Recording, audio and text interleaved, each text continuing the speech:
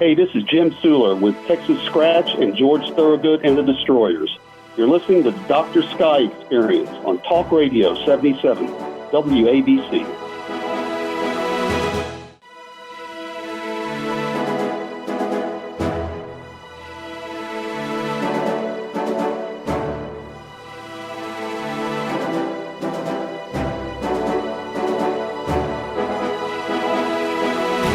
And welcome back, ladies and gentlemen, to the Dr. Sky Experience, heard exclusively here on Talk Radio 77 WABC. We like to call it the crown jewel of radio, the iconic 77 Talk Radio WABC, beaming out of New York City, the nation, the world, and the cosmos. And if you're a first-time listener to the Dr. Sky Experience, we cover the realms of astronomy, space, aviation, and weather with great musical acts and musical guests and celebrity acts in the mix. And you know, folks, today, a very special guest on the line. We're talking to a gentleman who knows so much about blues, and we're talking about a group called Texas Scratch.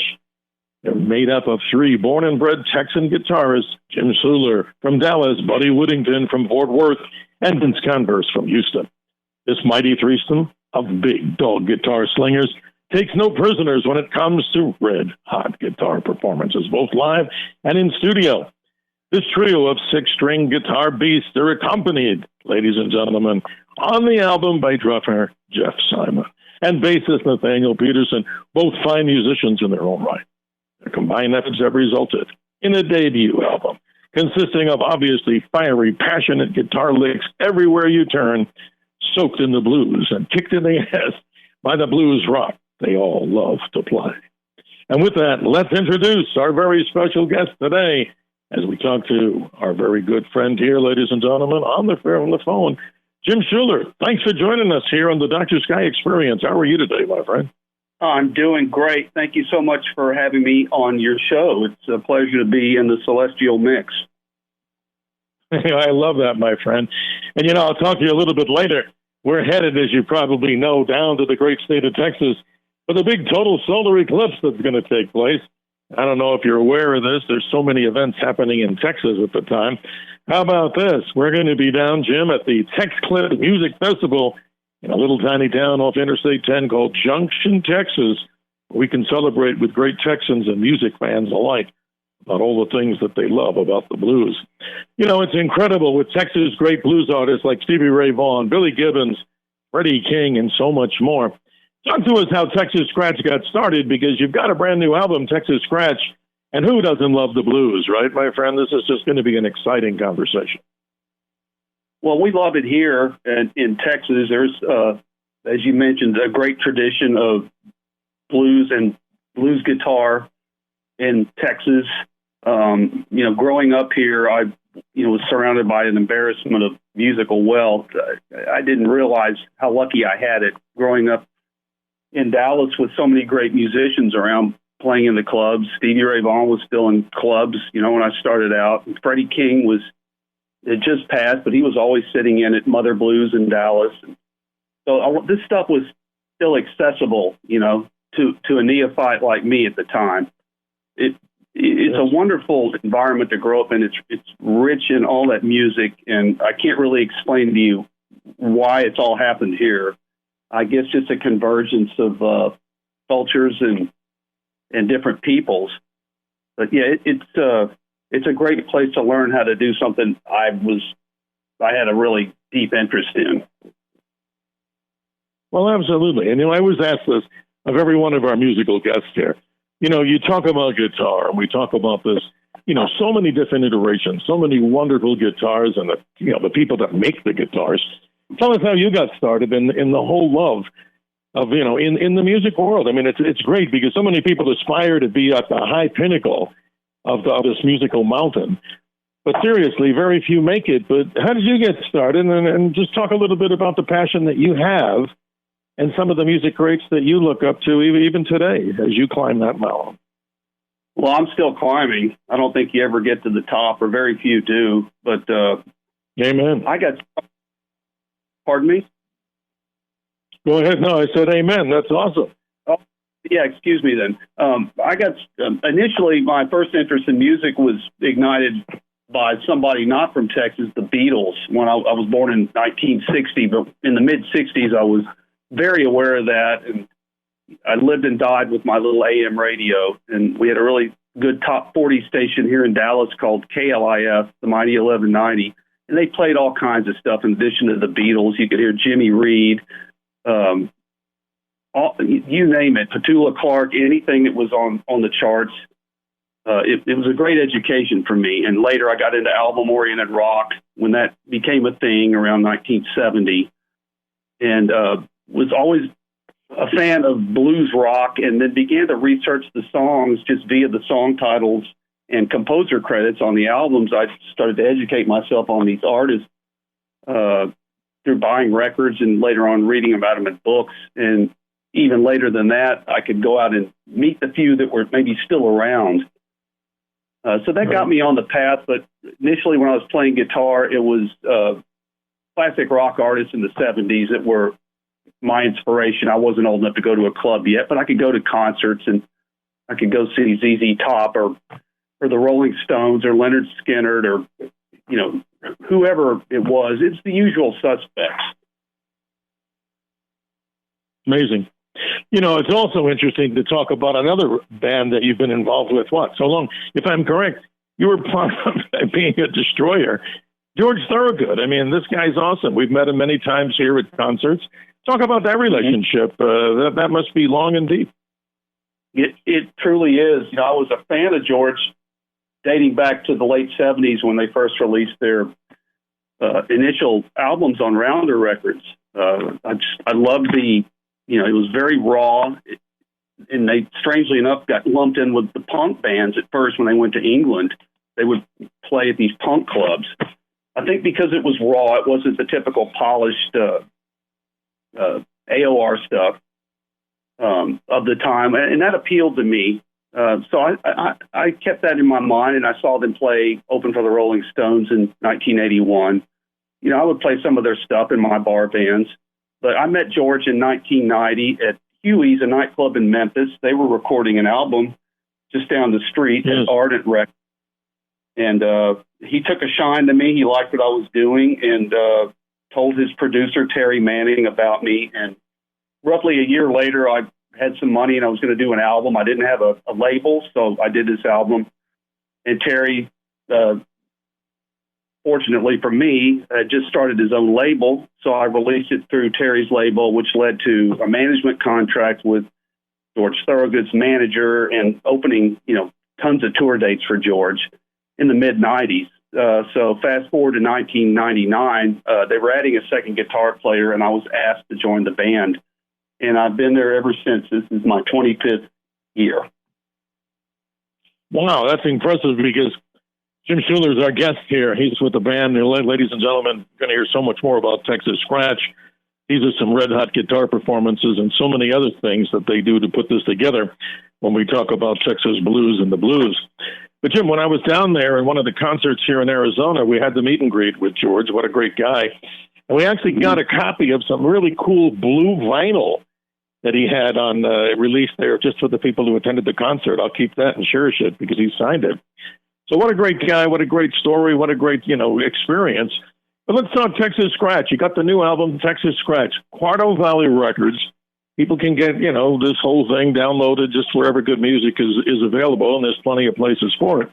But talk about the time period to produce this album, because it has an interesting story. I knew through COVID and all these other things, there was lots of delays, not your fault at all.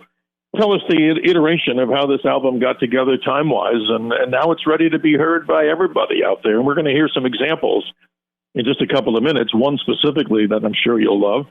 But talk about how the evolution of Texas Scratch, this album, got together. There's a guy named Arnie Goodman who was involved with a label there in New York City. Also, he owned a record store somewhere in the city and music photographer. I think he's living in Long Island. But this whole project was his idea. He knew us all individually and thought it would be a great collective. So he brought us all together to record.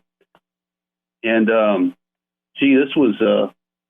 we recorded the album in 2009, and I believe the conversations about putting it together had started maybe a couple of years before that. So this is there's been a pretty long incubation period on this, obviously.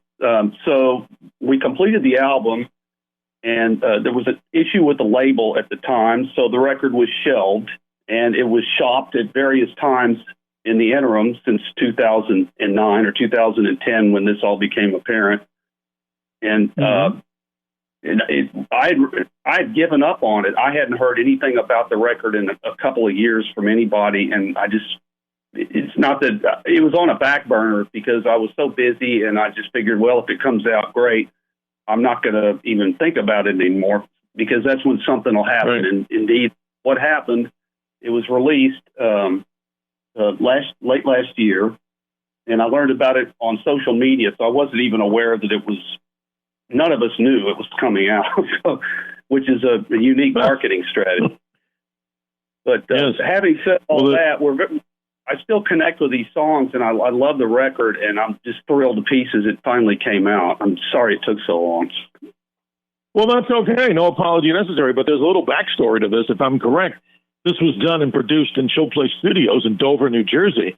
And being a native New Yorker myself in that area, for years, there's a radio station there that I was doing a lot of stuff for, WDHA, the Rock of North Jersey. Maybe you guys even stopped into those studios, into that radio station. But isn't that incredible? So talk about Chill Place Studios. I mean, that must be an incredible experience there. And even though this is a long time ago, what matters most is what they're going to hear in this amazing album, Texas Scratch. And one of the things I wanted to do right now, you won't hear it, but the audience will. I want to play this from your new album. I think this is cool. I think it's track number 8, Ain't Got the Scratch, which was actually written to what? Buddy Whittington wrote this, but here we go. Ain't Got the Scratch. Get a little flavor of what Texas Scratch is all about. Here we go.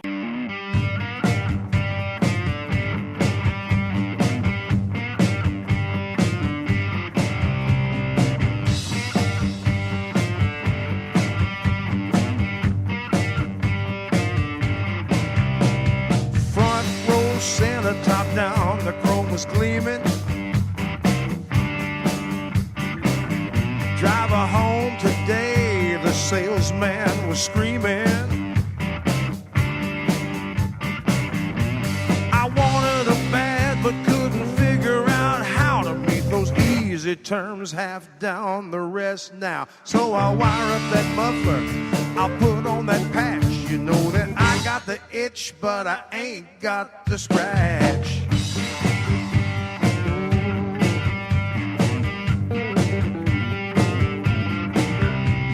Hot red lipstick, black lace and leather. She had it going on, she had it together. With the face of an angel, the body of a centerfold. Look like high schedule maintenance at frequent service intervals. Well, I knew all along that I was way overmatched, 'cause baby, I got the itch, but I ain't got the scratch. Something catches your eye and you just gotta have it. You better rethink it before you reach out and grab it. Before you reach in your pocket and pull out that plastic. Do yourself a favor, break that bad habit. I called up my accountant about a house on the hill. 17 rooms, a pool as big as the bill. I'm massaging the numbers. There's no way to nudge it with your Dom Perignon palate and your blue ribbon budget. So call your friend at the Mint and have a friend a fresh batch. Baby, I got the itch, but I ain't got the scratch.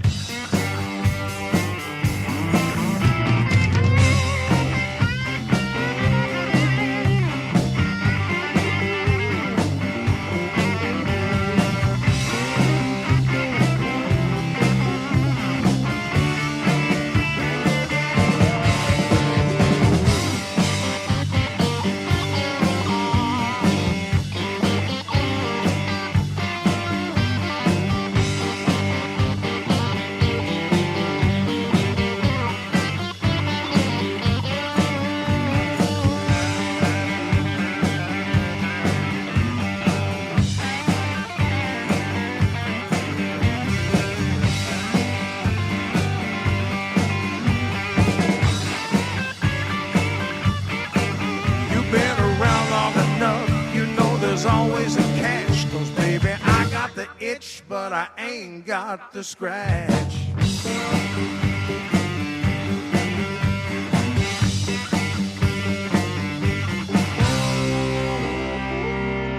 No, I think that just rocks, and that's just so cool because, you know, I don't know what it is, but I want to just jump up seriously when I hear a lot of these blues and stuff like that. I mean, you just want to get up and move around. You want to, you feel good. So I got to ask you this, more from the personal side of the feeling side of this. What does this whole Texas Blue thing do? I mean, it just kind of invigorates. It talks about hard times. It talks about ways to overcome adversity. It just talks about cool stuff, but I just love it. So tell us about the whole blues thing. It's just amazing. Well, I don't really consider.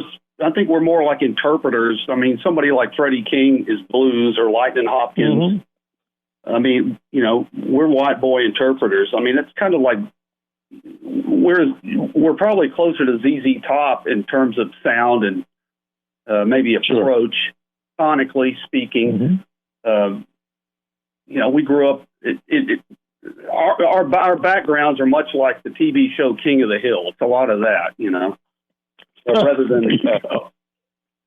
you know, Cottonfield or something. We just have a take on it. Yeah, so I'm not worried about staying true to any you know, blues idiom. We just play what we like, and we're heavily influenced by that, and it informs everything we're doing. But I think if you try to define it, Texas blues, I think it would have a swing to it in terms of the beat, and it would have a swagger, perhaps. You know, a confidence. But initially, I think Texas blues, in its earliest days, probably was closer to jazz than the more gut bucket Chicago sound. I think it was there would be more horns and stuff, maybe a little more sophisticated musically. And then there's offshoots, and there's outliers on that, people that sound nothing like that are Texas blues. But if I'm going to generalize, and I am, that's what I would say. Mm-hmm. That's fine. Yeah. So kind of like, you know, ZZ Top, the great Billy Gibbons. Obviously, we've talked to him. We've, you know, all these great musicians. But I want to wish you guys the greatest success, because there's other people to mention here. I mean, your other powerhouse in guitar is Bud Whittington, as you know, and then also Jeff Simon, who spent a lot of his life with George Thorogood also. Am I correct on that? He's been playing with George since 1973. It's like now that's a lifetime. You got it. It's George, and then bassist Nathaniel Peterson. But, sadly, Nathaniel passed away last year. He was living in Italy. So, I didn't know that. So sorry to hear that. Yes. Yeah, and Ben Elliott from Showplace Studios, who engineered this record, has also passed away since we recorded it. But yeah. Well, God bless to the memory of all those other musicians, great musicians, a great band, Texas Scratch. Again, this album on Quarto Valley Records. Tell us how people can get it, which is pretty obvious, wherever great music is able to be acquired. And now there's a whole lot of those sources. So where do people go to get this? Where's the most popular outlet to get a copy of buying a hard copy, a CD, I would direct you to Amazon.com or QuartoValleyRecords.com. We have a Facebook page for Texas Scratch. And if they want to find out anything about our tour dates or performance dates, they can go to JimSuhler.com, JimSuhler.com. Well, Jim, it's a privilege and honor to speak with you here, and I apologize for any of the communication errors in this, but obviously our producer, Richard Dugan, Dr. D, will make sure that it sounds better than gold, and we wish you the best. And hopefully you get out here to Arizona, too. We want to see you guys. You know, that's about as near as right downtown here in Phoenix, Arizona, or Las Vegas. I'm looking forward to that. But it's a pleasure to speak with you. This whole six-string shootout, so much more. Red Hot guitar performances. The album, once again, Texas Scratch on Quarto Valley Records. Stay with us as we go to the hard break at the bottom of the hour. This concludes another exciting edition of the Dr. Sky Experience, heard proudly and strongly around America's #1 powerhouse radio station, Talk Radio 77 WABC.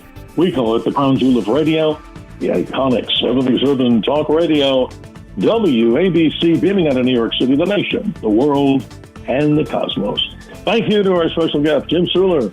We wish you Godspeed with Texas Scratch. Have a good day. Thank you.